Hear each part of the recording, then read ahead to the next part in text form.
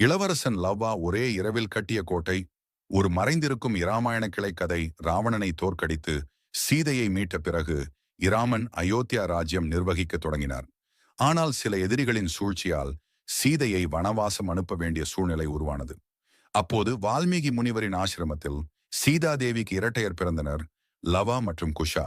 இருவரும் சிறுவயதிலிருந்தே வால்மீகியின் சீடர்களாக வேதங்கள், யோகா, மறைமூலம் மற்றும் போர்க்கலைகள் ஆகியவற்றில் பயிற்சி பெற்றனர்.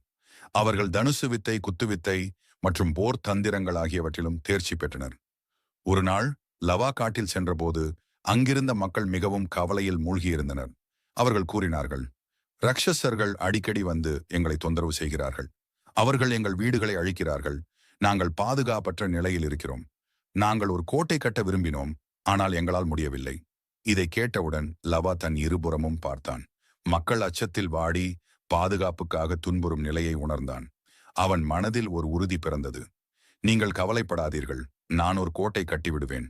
ஒரே இரவில் உருவான கோட்டை. அந்த இரவே லவா தனியாக உழைத்து ஒரு பெரிய மதில்